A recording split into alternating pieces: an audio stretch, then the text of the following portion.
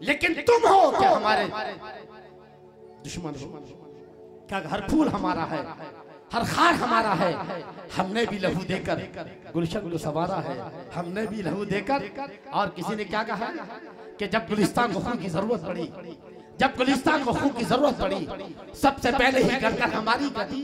अब हमसे ये कहते हैं अहले चमन, अब हमसे ये कहते हैं अहले वतन, ये वतन है हमारा तुम्हारा नहीं जी। सौ बार सवारा है हमने इस मुल्क की जुल्फे पर, हमको 100 बार सवारा है हमने। ए मुसलमानों, जब मुल्क से वफादारी की बात आ जाए तो गर्दन झुका के बात ना करना, गर्दन उठाकर बात करो। इसलिए कि इस तिरंगे झंडे की सुर्खी में सबसे ज्यादा मुसलमानों का खून लगा है। अगर लाल किला दिया है तो मुसलमानों ने दिया है, ताजमहल दिया है तो मुसलमानों ने दिया है, और इस मुल्क को जो है महान भारत बनाया है तो मुसलमानों ने बनाया है। इस मुल्क को जो है सोने की चिड़िया बनाया है, मुसलमानों ने बनाया है। मैं पूरी तारीख के हर उस इंसान को चैलेंज करना चाहता हूँ जो मेरी बात से इख्तिलाफ रखता है। तारीख उठाकर देखो, मुसलमान बादशाहों ने यहाँ की आवाम को लूटा नहीं है, मंदिरों को तोड़ा नहीं है, बल्कि यहाँ के बादशाहों ने जो है, मुसलमान बादशाहों ने यहाँ जगह जगह जगह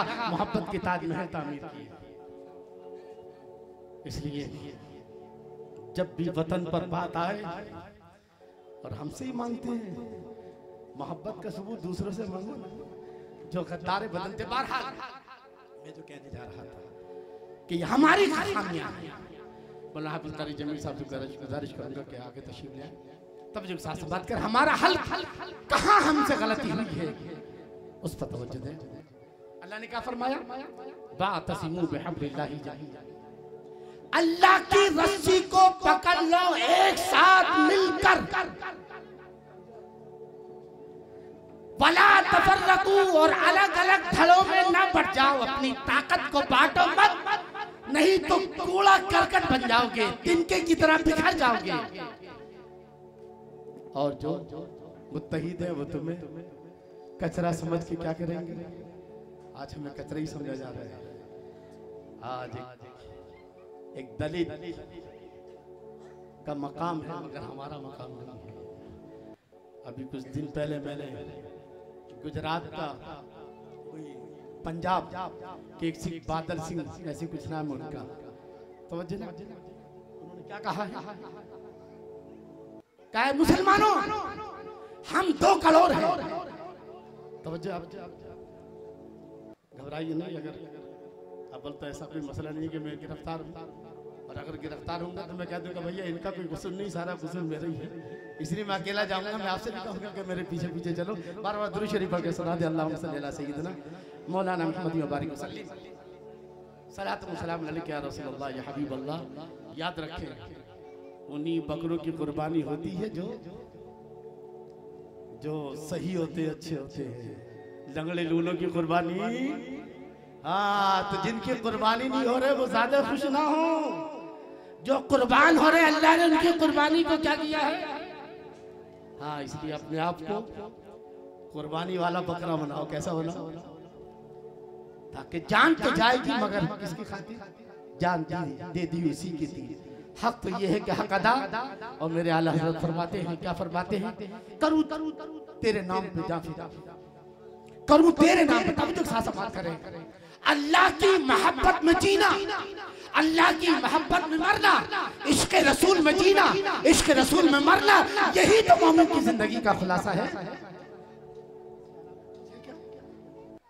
अगर ये जान इश्क इलाही में चली जाए, इसकी बोटियां बना दी जाए, इस जिस्म का कीमा कर दिया जाए, कीमा कर दिया जाए, करोड़ों बार कीमा किया जाए, और अल्लाह कहे कि मैं तुझसे राजी हूं, इससे बढ़कर कोई सौदा है। अल्लाह हज़रत फरमाते हैं, करूं तेरे नाम पे जा फिदा, करूं तेरे नाम पे जा फिदा, न बस एक जान दो जहां फिदा। आए है तवज्जो, ये हमें मौत से डराना चाहते हैं। क्या है ये सब डराने की बातें हैं। ये जो हो रहा है ना ज्ञान वापी का मुफ्ती सलमान अज़हरी साहब, दुआ कीजिए अल्लाह उन्हें जल्दी रिहाई अता फरमाए। कोई जुर्म नहीं है, मगर वो ही है कि हम आह भी करते हैं तो हो जाते हैं बदनाम, हम आह भी करते हैं तो हो जाते हैं बदनाम, वो कत्ल भी करते हैं तो चर्चा अल्लाह इनकी और जितने भी मुसलमान बेगुनाह है अल्लाह ताला उन सब की रिहाई के असबाब पैदा फरमाए और फलस्तीन के मुसलमानों की दुआ अल्लाह उनकी गैब से मदद फरमाए। मैं जो बताने जा रहा हूं एक बात दुरूद पढ़ सल्लल्लाहु अलैहि वसल्लम ने कहा रसूलुल्लाह या हबीबल्लाह आयत की तरफ आ जाए। सूफी अल्लाह ने क्या फरमाया, एक साथ मिलकर दीन पर डट जाओ। क्या कहा? अगर एक बात बताओ, अगर आपका बच्चा स्कूल में जाए पढ़ने के लिए और टीचर 5 मरतबा लेसन पढ़ाए और बच्चे की समझ में ना आए तो आपको बुलाया जाएगा ना? बुलाया जाएगा। और 2-4 महीने क्या, 2-4 दिन 2-4 महीने टीचर पढ़ाए 5 मरतबा लेसन पढ़ाए और बच्चे की समझ में ना आए तो स्कूल में बुलाया जाएगा पेरेंट्स को और कहा जाएगा साहब हम चारों हाथ पांव जोड़ते हैं, आप अपने बच्चे को उठा लीजिए यहाँ से, हमारे बस की बात नहीं। एक लेसन, तवज्जो आपकी तवज्जो से बात कीजिए, एक लेसन जो है 5 मरतबा पढ़ाया जाता है फिर भी समझ में वो कोई और बच्चा नहीं है, वो मुसलमान है। ये 5 वक्ता जो मस्जिदों में नमाज है ये कौन सा सबक है? कांधे से काना मिलाकर खड़े हो और इमाम की आवाज पर बैठो, एक इमाम की आवाज पर बैठो और एक इमाम की आवाज पर उठो। इत्तेहाद हो और लीडरशिप हो, यही है ना? कितनी मरतबा मियां नमाज की बात की तो नमाज तो घर में भी हो सकती थी। एक बिल्डिंग बिलावजी बिल्डिंग के बराबर जगह घेरने की जरूरत क्या है? ये 5 मरतबा जमात की नमाज होना, ये इमाम का जो है आगे खड़े होकर नमाज पढ़ाना, इस कौम को 5 मरतबा ये दर्श दिया जाता है। ऐ मुसलमान कौम, अलग अलग ना बटना, अलग अलग घरों में तकसीम ना होना, एक होकर के अल्लाह की इबादत करो और लीडरशिप हो। तो जिस कौम को 5 मरतबा ये लेसन पढ़ाया जाए वो कौम आज अभी तक बटी हुई है। इसका मतलब बड़े का खाते खाते दिमाग बड़े का तो नहीं हो गया है। तवज्जो आपकी ऐसे लगता है बस हम गोश्त खाते हैं, गोश्त खा के जो है मूंछों को ताव देते हैं, बस शेर खान से बड़ा कौन जो है। तवज्जो ये हज, अभी रमजान का महीना आ रहा है, एक साथ रोजा रखेंगे ना सब? एक साथ रखेंगे क्यों भैया? अल्लाह कहता है 1 महीने के 30 रोजे चाहिए, कभी भी रख लो, 1 साल में जो है। तो कोई जून में रखता, कोई शाबान में रखता, कोई रमजान में, कोई शव्वाल में, ज़िक़ादा, कोई हिज्जा, कोई मुहर्रम, कोई सफर, कोई रबीउल अव्वल, कोई रबीउल सानी, कोई जमादुल अव्वल, कोई जमादुल सानी, कोई शाबान, कोई रमजान। लेकिन नहीं, एक साथ रखो पूरी दुनिया में रोजे। तवज्जो आपकी भेजे में कुछ है? क्या मतलब है? मतलब ये अल्लाह कहता है एक साथ करोगे तब तुम्हारी इबादत कबूल करूंगा।